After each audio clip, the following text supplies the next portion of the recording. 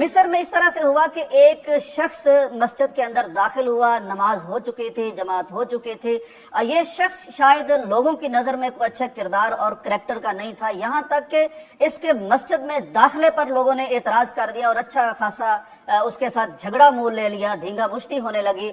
जो आवाज अरबी में मैं सुन सका हूँ इस शख्स को मस्जिद में रोकने की, इसे कहा जा रहा है कि शारिबल खम्र, तू शराबी आदमी है, तेरा मस्जिद में क्या काम है, तेरा अल्लाह से क्या ताल्लुक है, नमाज से तेरा क्या काम है, तेरा मस्जिद में दाखिला ही ममनू है। ये बातचीत जारी थी कि अल्लाह ताला भला करे, इमाम मस्जिद तशरीफ लाए। चूंकि वो दीन के स्कॉलर और आलम दीन थे तो उन्हें अंदाजा था कि बंदों का जो अल्लाह से ताल्लुक है उसको अल्लाह ही बेहतर जानता है। उसने लोगों से उस शराबी आदमी को, जिसके मुताल्लिक कहा गया कि ये शराबी है, उसको छुड़ाया, उसको मस्जिद में आने दिया। उसने आके मौलवी साहब से इस्तदा की कि मैं बाजमात नमाज अदा करना चाहता हूँ। मौलवी साहब ने बड़ी कमाल शफकत और मोहब्बत के साथ उसकी रहनुमाई की। पहले तो उसे वुजू खाने ले गए, उसको वुजू का बड़े मोहब्बत और प्यार से तरीका समझाया, उसे वुजू करवाया। वुजू करने के बाद चूंकि दो ही आदमी थे तो दो आदमी जमात शुरू कर दी। एक तरफ इमाम साहब खड़े हो गए, दूसरी तरफ ये शख्स जो देखने में बेचारा बड़ा गरीब और बहुत कमतर तबके का लगता है तो ये खड़ा हो गया। अब इमाम साहब ने आवाज़ बुलंद नमाज पढ़ानी शुरू कर दी। सूरह फातिहा पढ़ी गई और उसके बाद तिलावत की गई, सजदा किया गया। जब दूसरा सजदा किया तो देखने वाले हैरत ज़दा रह गए कि दूसरे सजदे के बाद ये शख्स नहीं उठा। इमाम साहब ने समझा होगा कि ये चूंकि एक मजहूल हाल किस्म का आदमी है तो मैं तो नमाज को मुकम्मल करता हूँ। अब ये जैसा कि वीडियो में आप देख रहे हैं कि ये शख्स बराबर सजदे में मौजूद है और इमाम साहब खड़े हुए। खैर जल्दी से उन्होंने दूसरी रकत अदा की और अदा करने के बाद जब उन्होंने सलाम फेरा तो देखा कि वो शख्स जिसे लोग मस्जिद में दाखिले की इजाजत नहीं दे रहे थे और जिसको बहुत कमतर समझ रहे थे और समझ रहे थे कि इसका मस्जिद से, कुरान से, अल्लाह के दीन से और अल्लाह ताला से क्या ताल्लुक हो सकता है, उसे अल्लाह तबारक व तआला ने ऐसी खूबसूरत मौत अता की कि जिसके लिए वली भी अल्लाह से दुआएं और फरियादें करते रहते हैं और ऐसी मौतों पर रश करते हैं कि वो वुजू करके आया, 2 रकत नमाज पढ़ी और अल्लाह तबारक व तआला ने उसे ऐसी काबिल रश्क मौत अता की कि सालिहीन भी जिसकी तमन्ना करते हैं और नेक लोग भी जिसकी आरजू करते हैं और ये हर किसी को नसीब नहीं होते।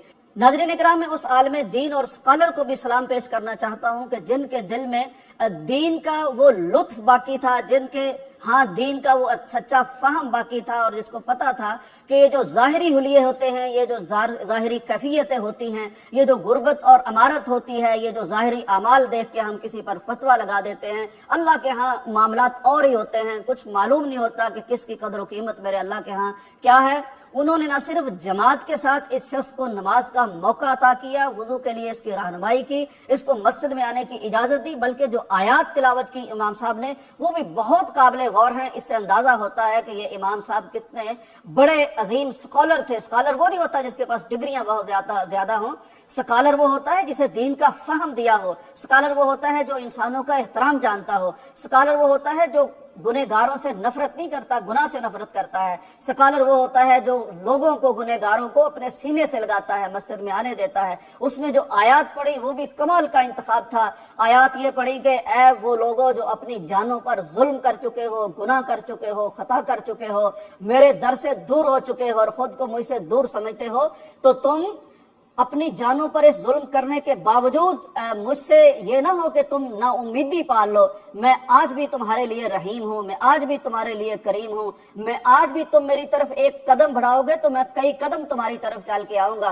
तो ये बहुत खूबसूरत वाकया इस रमजान मुबारक में सामने आया है जो 2 चीजें हमें समझाता है। एक तो ये कि ये जो हम ज़ाहिरी तौर पर लोगों को जज करते हैं, कभी उनका हुलिया देखकर, कभी उनकी कोई और चीज देखकर, और हम अपने तई खुद को पारसा समझते हैं, खबते अजमत का शिकार हो जाते हैं। इससे हमें बाज आना चाहिए। कब मेरा अल्लाह किसको क्या तौफीक अता फरमा दे तो ये मेरे अल्लाह को ही मालूम है। दूसरी बात नाज़रीन ये मैं करना चाहता हूँ कि हम किस कदर भी गुनाहों में लिथड़ जाएं, हम जितना भी रब से दूर निकल जाएं, हम गुनाह की जैसी भी वादियों में भटकने लग जाएं, को एक दरवाजा वो अल्लाह की तरफ हमें जरूर खुला रखना चाहिए। को एक नेकी ऐसी जरूर होनी चाहिए जिससे मेरा और मेरे खालिक का, आपका और आपके मालिक का राबता और रबत ना टूटे।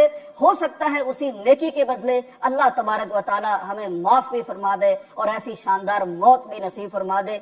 याद रखिए ये वाकया हमें बताता है कि मौला बहुत रहीम है। वो इतना रहीम है कि एक बनी इसराइल की खातून सारी जिंदगी जिसकी बदकार کاری میں گزری، خطا کاری میں گزری، محض ایک جانور کو پانی کے چند قطرے پلانے کے عوض میرا اللہ اسے جنت عطا کر دیتا ہے۔ اور میرا اللہ اتنا قدردان ہے کہ ایک شخص راستے سے جا رہا تھا، اس نے ایک ٹہنی دیکھی، کانٹے دار ٹہنی، اس نے اس نیت سے ہٹا دی کہ کہیں کسی بندے کو کانٹا نہ لگ جائے۔ اس نبی کائنات فرماتے ہیں کہ اس عمل کی میرے اللہ نے اتنی پذیرائی اور قدردانی فرمائی، اسے بھی جنت عطا کر دی۔ فرمایا اے انسان، اگر تو زمین اور آسمان کے درمیان جتنا بھی خلا ہے، جتنی بھی فضا ہے، اتنے گناہ لے کے آ جائے تو میں پھر بھی تجھے معاف کر دوں گا، مجھے اس کی کوئی پرواہ نہیں ہے۔ اللہ سے دعا ہے کہ اللہ تبارک تعالی ہمیں اپنے رب کی طرف رجوع کرنے کی توفیق عطا فرمائے، اسی طرح کی امید باندھنے کی توفیق عطا فرمائے، اور ہمارا مالک بھی ہمیں ایسا عظیم الشان اور شاندار حسن خاتمہ نصیب فرمائے۔ اجازت دیجیے، اللہ حافظ۔